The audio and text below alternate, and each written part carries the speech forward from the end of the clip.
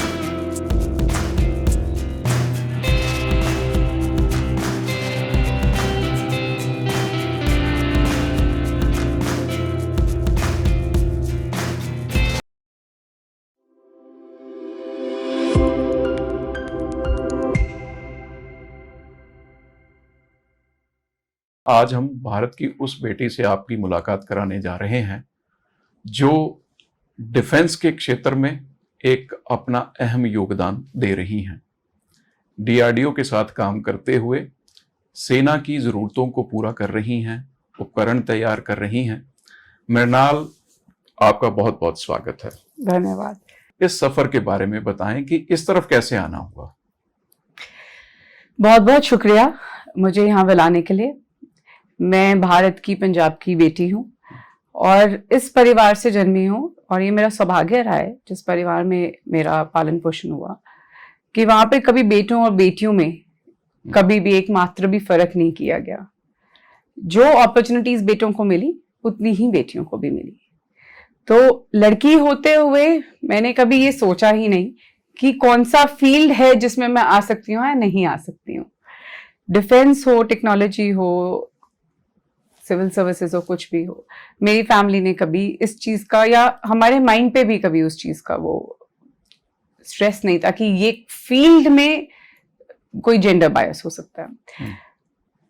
जिंदगी के सफर में जब कुछ अच्छे मौके मिले, एक गैप दिखा कुछ टेक्नोलॉजीज का, तो उन टेक्नोलॉजीज ने मुझे फैसिनेट किया और वो बनाने की विल पावर ने मुझे मोटिवेट किया कि मैं उनको चुनूं। और कोइंसिडेंटली वो फील्ड ये था जिसके बारे में, हाँ, डिफेंस का, जिसके बारे में आजकल बहुत चर्चा हो रही है, बहुत हॉट सीट पे है, स्टॉक्स हाई हैं, ऑपरेशन सिंदूर के बाद बज़वर्ड बन गया है डिफेंस। लेकिन जब मैंने शुरुआत की थी तो इतना हाइप नहीं था और हमारा फोकस भी सिर्फ प्रधानमंत्री जी की आत्मनिर्भर डिफेंस पॉलिसीज को लेके था, जो कि उस वक्त उजागर हो रही थी जैसे जैसे हम आगे बढ़ते जा रहे थे।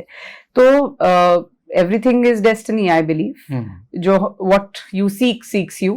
तो आई थिंक एक कंबाइंड विजन, देश का सही डायरेक्शन में जाना और वही चीजों का, सेक्टर्स का खुलना, प्रधानमंत्री की अध्यक्षता में वो पॉलिसीज बननी जिसके ऊपर एक पूरी की पूरी प्राइवेट इंडस्ट्री खुली जी। उसने एक प्लेटफॉर्म प्रोवाइड किया मुझ जैसे यंगस्टर्स को, ताकि हम बिना इस चीज पे तवज्जो दिए कि हम कैसे करेंगे, सिर्फ इस पे फोकस करके कि हमें करना है, हम आगे बढ़ते गए। ओके। आज के समय में आप डिफेंस के लिए क्या क्या उपकरण तैयार कर रही हैं? हमने कुछ निश एरियाज में फोकस करने की कोशिश की। देखिए, आज अब्दुल कलाम जी ने कहा था, India is no more a developing nation, India is already a developed nation. If we are aiming to be in the top 3 economies, and we are already there actually, of the world, no matter, we can't have a vision कि हम लोग सबसे महंगा, सबसे smart उपकरण लेते रहे, लेकिन उसका मैनेजमेंट, उसका तरीका, उसका सवार, उसका रख रखाव पुराने 100 साल 200 साल पुराने ब्रिटिश के रिवायतों के हिसाब से चलता है। तो हम लोगों ने उस पर फोकस किया कि जैसे हम जिस लीग में हम इंडिया आ चुके हैं उसी लीग का रख रखाव होना चाहिए। किसी घर में पैसा आता है तो वो पहले अपने घर का एक्सटीरियर खाली ठीक नहीं करता है, इंटीरियर सब कुछ ठीक करता है। वैसे ही डिफेंस में और क्रिटिकल टेक्नोलॉजीज में हमें अपने देश को अंदर से स्ट्रॉन्ग करना था। तो जिन टेक्नोलॉजीज पे हमने फोकस किया वो हमारे देश का डिफेंस इंफ्रास्ट्रक्चर को सॉलिड कर रही है। हम लोग we are making some very special products along with our country's honorable DRDO and otherwise, and I hold patents on the management of small arms, automatic cleaning systems, containerized and pre-engineered firing ranges, as well as blast-proof ammunition bunkers, blast-proof doors, so blast-proof protection mechanisms. So we are dealing in the entire bandwidth of these products. आपने कुछ education के बारे में बताया, क्या ये भी defence के साथ संबंधित थी कहीं या कुछ और किया था आपने? Well, I think all road leads to whatever you work on. So I think a lot of my education has certainly given me the strength to achieve what I'm working and the confidence and the ability, but directly or indirectly it has contributed to it. So I'm a computer science engineer. In my graduation, I did my MBA in finance, worked as an investment banker. Thereafter, I set up my own business. And I took my brand to defense, moved and maneuvered into it. I also did my master's in international relations and public policy from Fletcher School, Tufts University and Harvard University, Boston. Then after I came back to India and I also finished my LLB now. Okay. So I've always been into academics and वकील साहब भी हैं। I just study for my passion. Okay. So Right. and I hope it has contributed. Okay. मनाल, ये जो नई technology आप लेके आए तो इसमें आपको खूब सारा ट्रैवल करना पड़ा होगा टेक्नोलॉजी शेयरिंग के लिए, टेक्नोलॉजी लाने के लिए। वो समय कैसे था? ट्रैवल मैंने बहुत किया है और आज भी कर रही हूँ. I literally have wheels below my feet because running all of this, managing all of this is a huge game. But I haven't traveled to get technologies as much. We have developed everything in-house. So आत्मनिर्भर in defence जो मोदी जी का vision है वो हम सही मायने में उसको इम्प्लीमेंट करें और वही हमारा फोकस, विजन और पैशन भी है. तो हम we were very clear about it that हम जो भी करेंगे अपनी इंडिजिनस टेक्नोलॉजी डेवलपमेंट पे ही करेंगे. So I am very proud today to say that I don't have international tie-ups. Everything has been developed in-house with Indian expertise. So we are making our own products and cultivating our own knowledge bank also in the process. So that all technologies are developed and stay onshore. I travel a lot. And I travel for other collaborations and activities. But for getting the technology, I think I have brought resources to my motherland and my state. Right. आपने आत्मनिर्भर भारत की बात करी. स्वदेशी जो है वो भी इसी से जुड़ा हुआ एक नारा है. आपको क्या लगा, ये रास्ता मुश्किल था या कि देश को फायदा हुआ स्वदेशी का, आत्मनिर्भर होने का, कि हमें सस्ते में टेक्नोलॉजी मिली, जरूरत के मुताबिक, हमारे देश की जरूरतों के मुताबिक टेक्नोलॉजी मिली? क्या मानती हैं? स्वदेशी के साथ मैं बचपन से जुड़ी हूँ. स्वदेशी जागरण मंच में मैं पली बड़ी भी हूँ. उसका मेरे पिताजी ने उसका फाउंडर मेंबर भी थे और फाउंडेशन रखा भी, आज भी वो उसके बोर्ड ऑफ डायरेक्टर्स में. सो बचपन से मैंने वो स्वदेशी मूवमेंट देखी है जब डिफेंस का तो नामो निशान नहीं था. हम GMO क्रॉप्स और सब इन पे करते थे. छोटी कॉन्फ्रेंसेस होती थी, बीजेपी की सरकार ऑपोजिशन में थी, पॉलिसी मेकिंग थी, लेकिन माइंडसेट क्लियर था कि जो भी हो हमारे संघ का, हमारी पार्टी का आइडियोलॉजी बहुत क्लियर थी कि डेवलपमेंट इंडिजिनस होनी चाहिए और राष्ट्र के हित में होनी चाहिए. हमने अपने देश को फॉरेन कंपनीज के थ्रू बेचना नहीं है. मायने हमको यहां पे ही सब कुछ खड़ा करना है. तो चाहे वो एग्रीकल्चर हो, चाहे वो आज हम डिफेंस की बात कर रहे हो, एक लंबा सफर तय किया है भारत ने इंडिजनाइजेशन में. एक टाइम था जब मारुति की गाड़ी भी हमने बाहर से मंगाई थी, ट्रैक्टर भी, पंजाब ट्रैक्टर्स का प्लांट पहले निकला बाहर, लेकिन ये इंडिजिनियसली डेवलप किया लोगों ने। फिर उसके बाद आज देखिए India is flourishing in automobile technology. उसी तरीके से डिफेंस के दरवाजे बाद में खुले, ये पिछले 10-15 सालों की देन है, स्पेसिफिकली मोदी जी की सरकार आने के बाद, इनके कार्यकाल के बिल्कुल बिल्कुल। और उनके कार्यकाल के बाद ये पॉलिसीज खुली कि हमको अपने देश में आत्मनिर्भरता खड़ी करनी है। आज मुझ जैसे छोटे व्यवसायी, एमएसएमई इंडस्ट्री हो, चाहे बड़े लोग हों, एलएनटी और बड़ी कंपनीज हो, सबका फोकस इसी पे है। देखिए आपको मैं एक बात याद कराती हूँ, डिफेंस एक ब्लैक बॉक्स की तरह था पहले। जो कंपनी अंदर घुस गई वो कहीं से कहीं पहुंच गई, और कैसे घुसना है किसी को मालूम नहीं था। अच्छा। और आप कोई इंडस्ट्री जाती भी थी बोलने की जी हमें इस टैंक का पुर्जा दे दो, इस तोप का पुर्जा दे दो, तो कहते थे आपका कौन सी कंट्री के साथ टाई अप है। अच्छा, पूछा ही ये जाता था। हाँ, आपका इजराइल के साथ है कि यूके के साथ है, जर्मनी के साथ है, किसके साथ है, फ्रांस के साथ है, यूएस के साथ। अगर आप बोलते थे जी हमारा है तो आपकी बात नहीं बनती थी। हाँ, धन्यवाद। आज आपको सीख नहीं करना पड़ता। आज हमारी डिफेंस फोर्सेस सही मायने में उस पॉलिसी में बैठ गई और वो आपको सीख करते हैं। इतने फोरम्स, इतनी एग्जीबिशंस, आज सरकार ने इतना पॉलिसीज ऐसी बना दी हैं कि दे सीक इंडिविजिनियस प्रोडक्ट्स। आज कुछ अभी थोड़े दिन पहले आया था, किसी इंजीनियरिंग स्टूडेंट ने कोई ड्रोन बनाया, वो बनाया, जैसी ऐसी न्यूज छपती है या वो किसी फोरम पे आता है, अब ऑटोमेटिकली उसको प्रेफरेंस दी जाती है। तो आज हमारी पॉलिसीज में वो चेंज आ गया, जहां पे इंडिजिनियस मेक इन इंडिया अगर नहीं है तो वो प्रोडक्ट ही खरीदा नहीं जाएगा। हेंस एक एटमॉस्फेयर ऐसा कल्टिवेट हो गया है जिसके कारण अपने आप आपने इतना पॉजिटिव और इतना इम्पीटस दिया इस पे पॉलिसीज पे कि अपने आप इंडिजिनाइजेशन होनी शुरू हो गई है। वेंडर वर्क, प्रोडक्ट डेवलपमेंट, हर चीज चल रही है। मिनाल, जैसे हम पहले बात कर रहे थे, आपने बताया कि कुछ पेटेंट्स भी आपकी कंपनी के पास हैं, उनके बारे में बात करें तो वो कैसे संभव हुआ?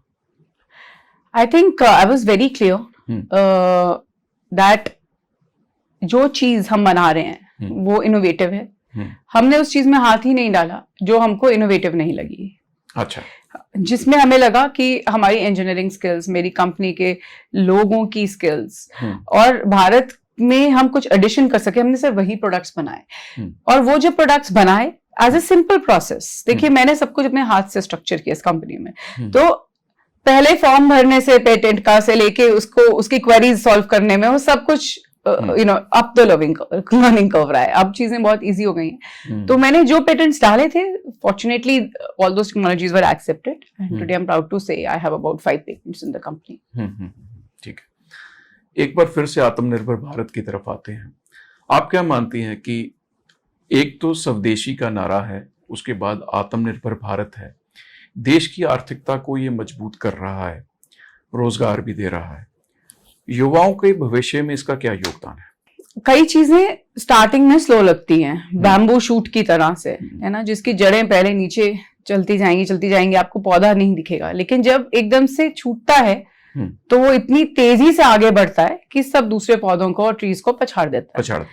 उसी तरीके से हमें समझना पड़ेगा R&D, इनोवेशन, स्वदेशी, आत्मनिर्भर भारत, ये सब चीजें स्टार्टिंग में इनके जेस्टेशन पीरियड्स लंबे होते हैं, पेशेंस की जरूरत है। और हमें पूरे इकोसिस्टम को भी, चाहे वो फाइनेंशियल इकोसिस्टम हो, ग्रांट्स हो, इन सबको साथ आना पड़ेगा उसको नर्चर करने के लिए। ये एक प्री मेच्योर बेबी की तरह है, उसको आपको थोड़ा एनवायरनमेंट में प्रोटेक्ट करना पड़ेगा। उसके बाद जब वो अपने आप बढ़ता है तब वो एक ऐसे मोमेंटम से बढ़ता है कि वो वर्ल्ड वाइड लीडर बन जाएगा। और जो हमारी यूथ की एम्प्लॉयमेंट है वो स्टार्टिंग में आपको हो सकता है कम दिखे, कम टाइप के, क्योंकि अभी हमने एजुकेशनली उन इंजीनियर्स को तैयार ही नहीं किया जो उन टेक्नोलॉजीज पे काम करते हैं, as per the need of investment. लेकिन धीरे धीरे आपका अपने आप वो इकोसिस्टम बनता जाएगा, नीड ऑफ द आवर बनती जाएगी। डिफेंस के कोर्सेज शुरू हो गए हैं आज यूनिवर्सिटीज में। आज इतना खजाना है हमारे देश में, डिफेंस के इतने इंस्टीट्यूट्स हैं जो ऑलरेडी सरकार चलाती है, उसके इंजीनियर्स को स्पेशल ट्रेनिंग दी जाती है। तो जहां बच्चे पहले सिर्फ सरकारी नौकरियां देखते थे उनसे पास आउट होके, आज वो प्राइवेट नौकरियां भी देखते हैं। एंड हमें नौकरशाही देश नहीं बनाना है खाली, ठीक है, हमें एंटरप्रेन्योर्स कल्टिवेट करने हैं, व्यवसाय कल्टिवेट करना है। जब अपने पैरों पे लोग खड़े होंगे, जितने ज्यादा बिजनेसेस फैलेंगे, जितनी ज्यादा व्यवसाय फैलेंगे, उतना सारा उसका इकोसिस्टम भी बनेगा साथ में। जी। एक मानसिकता बन गई है कि सरकार बोलती है स्टार्टअप, लेकिन जब कोई बच्चे युवा स्टार्टअप के लिए निकलते हैं तो उन्हें ढेर सारी परेशानियों का सामना करना पड़ता है। आप जैसे बहुत कम खुशकिस्मत होते हैं जो किसी मुकाम तक जा पाते हैं, नहीं तो बहुत सारे संघर्ष इतना कड़ा होता है कि रास्ते में हिम्मत हार जाते हैं। क्या मानती हैं आप? नहीं, डेफिनेटली इसमें कोई दो राय नहीं है। यूपीएससी में कितने लोग अप्लाई करते हैं और कितने निकलते हैं, लेकिन जो निकलते हैं वो कड़े निकलते हैं। तो कोई चाहे एग्जाम्स हो, आईआईटी का एग्जाम हो, यूपीएससी का हो, व्यवसाय तो और मुश्किल है। पर कठिन हो सकता है सफर, लेकिन आज हम एक सही डायरेक्शन में चल रहे हैं एज अ देश। हम लोगों की सिंगल विंडो पॉलिसीज हैं, स्टेट गवर्नमेंट्स पे प्रेशर आया है। देखिए, पहले गुजरात ने शुरू किया था इन्वेस्ट इन गुजरात, एंड कितना कामयाब हुआ उनका, आज भी क्लियर फर्क दिखता है। आज जो पीछे स्टेट्स हैं वो भी पूरी कोशिश कर रहे हैं, invest in Punjab, invest in Orissa, West Bengal, जो कि इंडस्ट्री फ्रेंडली नहीं माने जाते हैं, उनका भी इतना फोकस है। तो स्टार्टअप का परिभाषा क्लियर है, सरकार ने क्या दी है। कोई इनोवेटिव प्रोडक्ट होगा, आपकी टर्नओवर इससे कम होगी, आप नया व्यवसाय शुरू करेंगे, उसको स्टार्टअप बोलते हैं अपनी परिभाषा के अंदर। जिंगो लिंगो अलग है, ये अलग बात है कि आजकल एमएनसी कंपनीज के बच्चे भी स्टार्टअप बोल के कर रहे हैं, पर ठीक है, कोई बात नहीं। पॉइंट है कि इकोसिस्टम स्टार्टिंग में मुश्किल रहेगा, और वो एक कंपटीशन है। हम एक 140 करोड़ की आबादी के देश है, कुछ भी आसान नहीं होने वाला, लेकिन उतनी बड़ी अपॉर्चुनिटी भी है। तो अगर हम भेड़ चाल ना करें, कुछ इनोवेटिव ढूंढें, अपना सही तरीके से, सही प्लानिंग से चलें, तो बहुत स्कीम्स हैं, बहुत हेल्प भी है। और सबसे बेटर बात, अच्छी बात यह है कि धीरे धीरे इन्वेस्टमेंट कल्चर स्ट्रांग हो रहा है। भारत के लोग भारत की कंपनीज में इन्वेस्ट करना चाह रहे हैं, हम बाहर की फंडिंग पे निर्भर नहीं है। आज बहुत लोकल इंडस्ट्रियलिस्ट जिन्होंने अच्छा मुकाम हासिल किए डिफरेंट, वो भी अच्छी कंपनियों में पैसा डाल रहे हैं। तो एक डायरेक्शन चेंज हो रही है। डीआरडीओ के साथ काम करने का अनुभव कैसा है? हमें समझना पड़ेगा कि जब देश इंडिपेंडेंट हुआ, उसके बाद बहुत चेंजेस आए। नेहरू जी की एक मिक्स्ड इकोनॉमी थी, कैपिटलिस्ट सोशलिस्ट, उसके बाद कुछ चीजें नेशनलाइज हुई, बैंक्स नेशनलाइज हुए, फिर उसके बाद दोबारा प्राइवेटाइज हुए। इसी तरीके से डिफेंस का इंफ्रास्ट्रक्चर हमेशा से स्टार्टिंग में एटलीस्ट सरकार के हाथ में रहा, और उसके बहुत फायदे भी हुए। जितनी आज टॉप साइंटिस्ट हैं हमारे डीआरडीओ में काम कर रहे हैं, अलग अलग लैब्स हैं इतनी सारी, और वो की टेक्नोलॉजीज पे काम कर रही हैं। तो कभी हम ये नहीं सोच सकते कि प्राइवेट सेक्टर 5-10 साल में उठ के डीआरडीओ का मुकाबला करेगा। तो आज जरूरत ये है डीआरडीओ और प्राइवेट इंडस्ट्रीज दोनों हाथ मिलाकर एक दो साथ काम करें। DRDO is a godfather to all the private industries, and it is taking very good steps, very positive steps to take the private industry along with it. Parallelly private industry को भी चाहिए कि डीआरडीओ के कुछ frameworks हैं, expertise हैं, उनको मायने रखते हुए उनके साथ मिलके उनके सिस्टम्स को समझे और काम करे। सो ये दोनों का मिलन से ही देश आगे बढ़ेगा। जैसे आप डीआरडीओ आपसे कहता है कि हमें फलां जो आप चीज बना के दीजिए, रेंज बना के दीजिए या बंकर्स बना के दीजिए, तो उसके लिए आपको फील्ड में भी जाना पड़ता होगा, कुछ एक्सपेरिमेंट्स होते होंगे वहां पे, ऑन फील्ड ट्रायल्स होते होंगे, वो भी आप खुद देखती? हाँ जी, हम खुद देखते हैं, हमारी पूरी टीम खुद देखती है, एंड जब आप डीआरडीओ के साथ काम करते हैं उनकी टीम भी साथ में देखती है। तो फील्ड में भी जाना पड़ता है? हाँ जी, बिल्कुल जाना पड़ता है। तो वहां पे फौज के अफसरों से, एयरफोर्स के, नेवी के, उनसे मिलना जुलना और उनकी जरूरतें जानना, हाँ, ये एक अच्छा अनुभव रहता होगा जी। तो क्या मानती हैं आपकी जो हमारी फौज है उसका भी बिल्कुल ये क्लियर है कि जो हम आत्मनिर्भर के तहत जो स्वदेशी तरीके से हम यहाँ पे निर्माण कर रहे हैं वो सेटिस्फाई? एब्सोल्युटली। या उनको लगता है कि टेक्नोलॉजी में कुछ अपग्रेडेशन होनी चाहिए?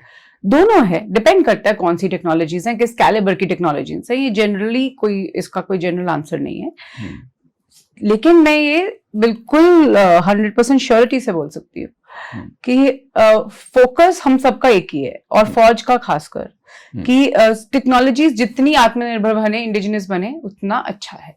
तो वो पूरी कोशिश करते हैं मौका देने की, लेकिन हम सोल्जर्स की और देश की रक्षा से भी कॉम्प्रोमाइज नहीं कर सकते। तो अगर आज हमारे देश में फाइटर जेट नहीं बनते किसी लेवल के, तो राफेल बाहर से आ रहा है, लेकिन हम धीरे धीरे कोशिश कर रहे हैं कि उसके कंपोनेंट्स इंडिजिनाइज करें। और ये सिस्टम पहले से चालू है, चाहे वो रशियंस के टैंक्स हो या वो आज एरोक्राफ्ट कंपोनेंट्स हो। Having said that done, there is a clear focus in ensuring that large corporates or medium-sized and small-scale industries pick up their roles and products effectively, and then try to assimilate and integrate it into larger products. No longer are we only doing vendor work. We are making products ourselves. And in fact, we are making so many products today that very soon, I think Rajnath ji has already said, he set a timeline of few, within the next decade, we have to be a zero import country for defense. So if that is achieved, that will be a huge hallmark. And even if 90% of that is achieved, 90% is achieved, it can be achieved, or maybe 100% is the target. But I'm saying even if 90% is achieved, even that is a huge advancement. Yes. हाल ही में operation सिंदूर हुआ, सफलतापूर्वक भारतीय सेनाओं ने उसको अंजाम दिया। उस दौरान जो उपकरण प्रयोग में लाए गए, उसमें भी आपकी कंपनी के उत्पाद थे? डायरेक्टली इनडायरेक्टली थे। उनके बारे में हम चर्चा कर सकते हैं या नहीं? Of the channel. चलिए ठीक है। एक पिछले दिनों BGIF, एक भारत इन्वेस्टमेंट्स इंडस्ट्रीज फोरम जो बनाई गई है, उसमें भी आपकी कंपनी की शमूलियत देखी गई। उस प्लेटफॉर्म के बारे में आपका क्या कहना है? आई थिंक बहुत ही प्रोग्रेसिव माइंडसेट से बहुत ऑर्गेनाइजेशंस आ रही हैं हमारे देश में, and I am proud to say Bharat global industries forum BGIF एक स्वदेशी की नेतृत्व में, स्वदेशी जागरण मंच के नेतृत्व में बनाई गई है, कुछ इंडस्ट्रियलिस्ट को साथ लेके। और मैं अर्ज करूंगी सभी इंडस्ट्रियलिस्ट को कि आप उसको ज्वाइन कीजिए। और हमारे देश का फोकस खाली आपस में नहीं होना चाहिए, बल्कि एक्सपोर्ट टेक्नोलॉजीज के लिए होना चाहिए। और जो भी हम बनाएं, देखिए उसकी एक खास बात यह है कि उसमें सब अच्छे स्तर के इंडस्ट्रियलिस्ट है, तो वो उनका भी एक मंतव्य है कि छोटी बड़ी इंडस्ट्री को साथ लेके चले, इंडस्ट्री की कोहेशन बढ़ाएं, उसकी इन्वॉल्वमेंट बढ़ाएं एक्सपोर्ट के लिए, और देश का नाम रोशन करें। तो आई salute such organisations and the vision of the parent organizations like Swadeshi Jagran Manch and RSS, who are supporting it, to cultivate more and more such organizations. And I would urge even other organizations कि आप इसमें सहयोग दीजिए and अच्छी collaborations form कीजिए। BGIF कैसे different है आज तक जो बाकी के संगठन कार्य कर रहे थे? कुछ आप ढूंढ पाए इसमें फर्क? हर फाउंडेशन का आधार उसके लोगों में होता है। विजन, मिशन, पॉलिसी तो हम सब लिखते हैं और वो इम्पोर्टेंट भी है, पर जो लोग उसके साथ जुड़े हैं, जो लोग जिस मंतव्य से जुड़े हैं, और मोस्ट इम्पोर्टेंटली ऑब्जेक्टिव क्या है, उसको अचीव कैसे कर रहे हैं, उसके संदर्भ में मुझे लगता है कि it is coming from a very good place, a very ambitious place and a very nationalistic approach. आत्मनिर्भर भारत के तहत अपनी जरूरतों को तो हम पूरा कर लेंगे, क्या इस दिशा में भी कोई कोशिश हो रही है कि हम एक्सपोर्ट बढ़ाएं? हाँ, 100%।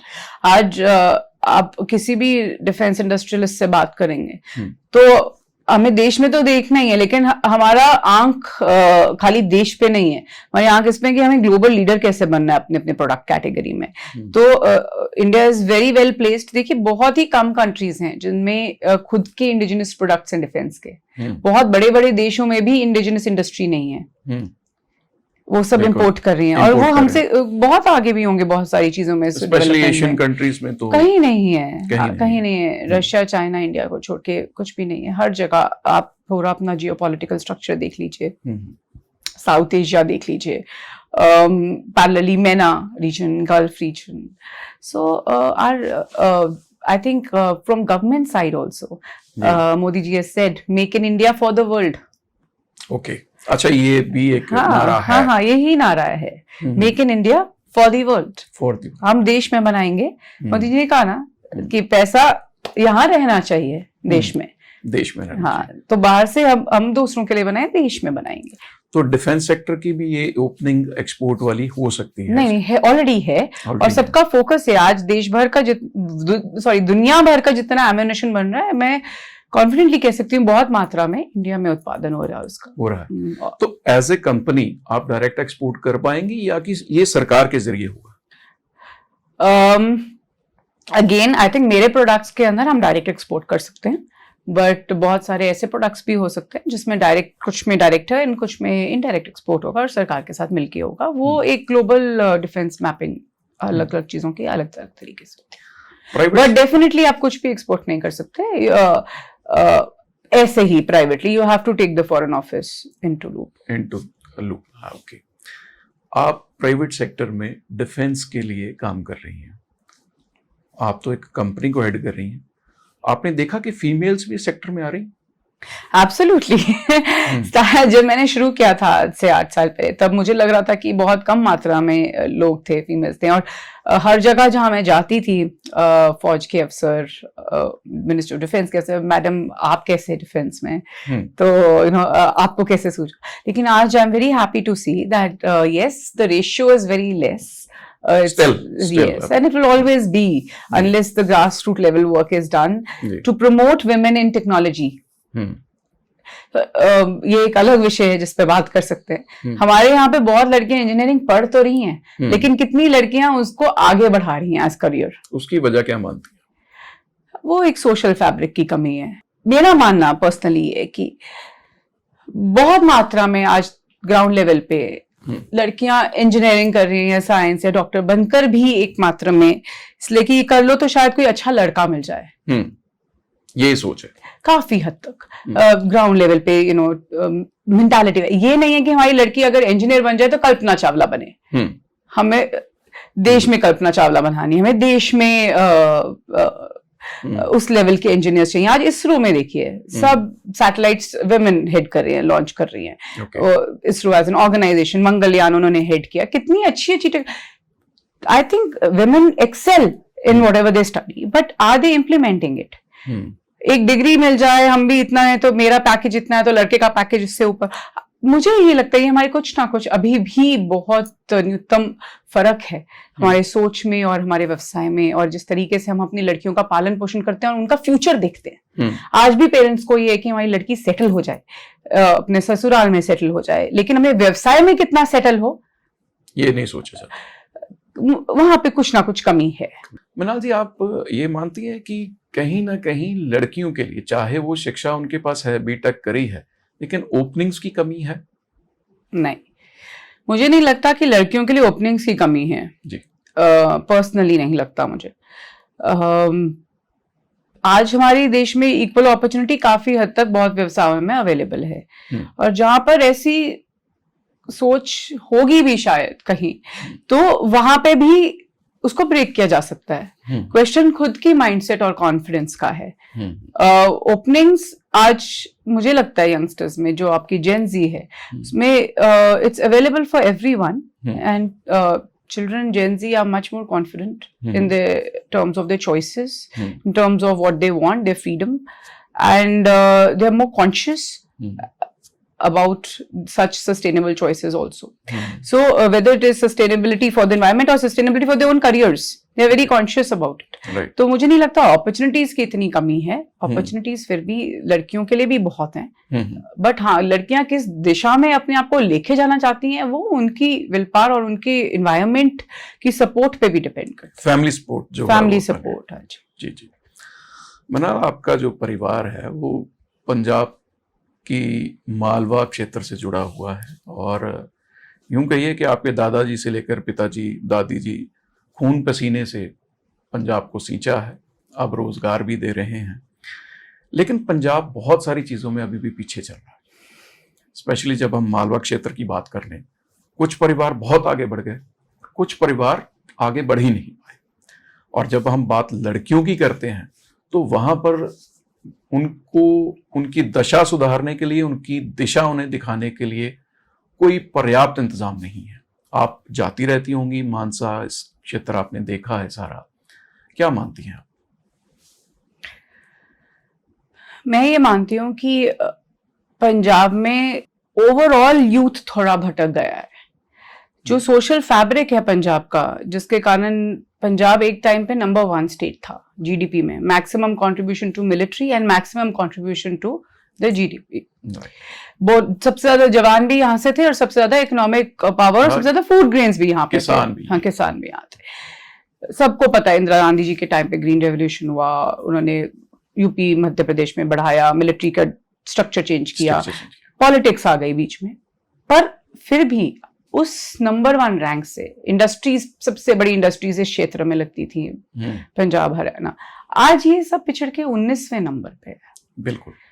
और इतना बड़ा डिफरेंस आना एक स्टेट की दशा में has to do a lot with the social mindset at the grass root level, of course the politics of the state and the policies being developed here. So I think it is a मिश्रण है इन सब चीजों का। पंजाब में innovation की कमी नहीं है, हार्ड वर्किंग नेचर की कमी नहीं है लोगों की। ये वो स्टेट है जिसने हमेशा इंट्रूजन्स झेली हैं जी, फॉरेन इन्वेजन झेली हैं, हमने ही प्रोटेक्ट किया है। सब सिंधु माना जाता है इस रीजन को। हम खाली पंजाब नहीं, हम सब सिंधु का क्षेत्र है। ठीक। पुराना पाकिस्तान, अफगानिस्तान, पंजाब, हरियाणा, हिमाचल, पहले ये पूरा एक ही क्षेत्र था। ये सब सिंधु का क्षेत्र है। बल्कि अभी हमारी एक बहुत अच्छी, हमने एक कन्वेंशन भी की सब सिंधु में, पंजाब के इकोनॉमिक रिवाइवल। बहुत फोकस इसी पे रहा कि पंजाब की हिस्ट्री कोई 500 साल पुरानी हिस्ट्री नहीं है। ठीक है। पंजाब की हिस्ट्री मोहनजोदारो से शुरू होती है, हड़प्पन सिविलाइजेशन तक तो हम डेट कर ही चुके, शायद उससे पहले की भी है। सरस्वती, माँ सरस्वती रिवर जब फ्लो करती, उससे भी पहले की है। वो एरिया तब था जब उस टाइम पे इतनी अर्बन मॉडर्नाइजेशन थी, सीवेज सिस्टम से लेके सिटी डिस्पोजल से लेके, और इतनी प्रोग्रेशन थी। तो आज वो जो गोल्डन एरा की स्टेट या रीजन मानो आप, स्टेट भी नहीं रीजन, वो इस दिशा में कैसे आया? एक कॉन्टिन्यूस डिग्रेडेशन है सोशल माइंडसेट की, एंड उसमें बहुत सारे फैक्टर्स का प्ले है। पॉलिटिकल है, सोशल माइंडसेट्स हैं, ग्रास रूट लेवल पे लोगों की एस्पिरेशंस हैं, और कहीं ना कहीं एक पंजाबी यूथ ने अपना कॉन्फिडेंस खो दिया है और अपनी एक्चुअल आइडेंटिटी से भटक कर लाइफ के दूसरे मोड़ों पे चले गए। शायद कहीं ना कहीं ये समय समय की सरकारों में राजनीतिक जो ढांचा था उसकी वजह से, और ये मैं मानता हूं कि यूथ को रोजगार ना मिलना लंबे समय तक भी शायद इसकी एक मुख्य वजह रहा है।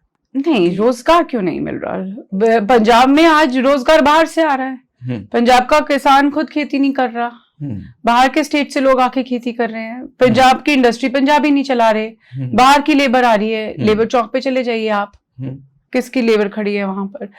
आई डोंट थिंक रोजगार की कमी है। रोजगार ओवरऑल कम क्यों हुई, हमें ये सोचने की जरूरत है। इंडस्ट्री क्यों चली गई पंजाब से? लॉ एंड ऑर्डर सिचुएशन का हाल खराब क्यों हुआ? नशा भी इसमें एक नशा तो सिम्टम है, बीमारी थोड़ी ना है। नशा इज ऑलवेज अ सिम्टम। कोई नशा करा के खराब नहीं हुआ है, नशा इसके कारण आया है क्योंकि यूथ खराब हो गया। लोगों ने, किसानों ने जमीन बेच के अपने लोग बच्चे बाहर भेजने शुरू कर दिए। एनआरआई विदेशों में, आज मिनी पंजाब है। आप जाइए कनाडा में मिनी पंजाब है, वहां पे खालिस्तान मूवमेंट चल रही है। कहाँ पे क्या क्या नहीं चल रहा।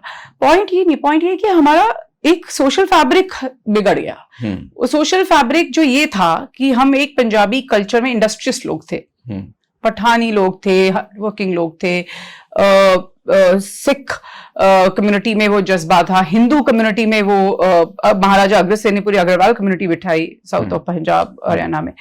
ये एक ऐसा जोन था जहां जो कि ट्रेड, जो कि मिलिट्रीशिप का फोकस एरिया था। आज वो खत्म क्यों हुआ? क्योंकि आज लोगों की एस्पिरेशंस बदल गई। आपने पॉलिसीज ऐसी बनाई कि लोगों का इम्पीटस इंडस्ट्री लगाने पे नहीं रहा, जबकि दूसरी स्टेट्स, गुजरात, महाराष्ट्र, आंध्र कितने आगे निकल गए इंडस्ट्री में। उत्तर प्रदेश आज कितना अच्छा कर रहे हैं। महाराज जी, योगी जी के नेतृत्व में उन्होंने लॉ एंड ऑर्डर कंट्रोल करके स्टेट को एकदम इन्वेस्ट, यूपी देखिए आप कितना फ्लरिश कर रहा है। आज डिफेंस कॉरिडोर बन गया पूरा, जहां पे आप सोचिए एक दुकानदार दुकान लगाने से डरता था, शाम को बाहर निकलने से डरता था। मेरे बहुत मित्र हैं जो कि बड़े इंडस्ट्रियलिस्ट है यूपी के, उनके पास, सबके पास बड़ी गाड़ियां, मर्सिडीज, BMW जो भी, और वो अब मानिए छोटी गाड़ियों में घूमते थे। कि कोई बड़ी गाड़ी देख के गाड़ी ना चुरा ले और फिरौती ना मांगे। आज यूपी बिल्कुल बदल चुका है। आप लखनऊ जाइए, आज आप लखनऊ और यूपी और बिहार को एक ही कैटेगरी में नहीं डाल सकते। लेकिन क्या हमें सोचने की जरूरत, पंजाब उस कैटेगरी में आने किस स्तर पे है? वो था और वहां से नीचे आ गया, वहां से नीचे आ गया। तो हमें एक ना एक नीचे ग्रास रूट लेवल पे लोगों को इकट्ठा करना पड़ेगा। हमें समझाना पड़ेगा उनको कि मुफ्त MSPs, मुफ्त स्कीम्स, मुफ्त बिजली पानी सरकार के ऊपर सारा नेतृत्व डाल के नहीं होगा। हमें खुद भी कुछ भार उन्हीं कंधों पे उठाना पड़ेगा जो पहले उठाते थे, जो कंधे पूरे देश का भार उठाते थे पहले। उनको अपना भार दोबारा से उठाना पड़ेगा और उस सिस्टम में अपने कल्चर को, अपनी पंजाबियत को, उस पंजाब को जो सब सिंधु के टाइम का पंजाब है, उसको मत खो दें। वो पंजाबी लैंग्वेज सिर्फ पंजाबी गाने बॉलीवुड तक सीमित नहीं है, बहुत रिच है। यहाँ की कस्टम्स, यहाँ की ट्रेडिशंस, यहाँ की knowledge bank, cultural values, ethos, उसको भी सेव करने की जरूरत है। और अगर हम अपने आप को खो के मिनी पंजाब बसाएंगे विदेशों में, तो हम तो अपना नॉलेज बैंक बाहर भेज रहे हैं, अपने बच्चों को बाहर भेज रहे हैं। हो रहा है। एग्जैक्टली। देखिए दुनिया भर में क्या कोशिश है कि हम बाहर के रिसोर्सेज इन्वेस्टमेंट अपनी स्टेट में लाएं, अपने देश में लाएं, अपनी सिटी में लाएं। यहाँ पे उल्टा है।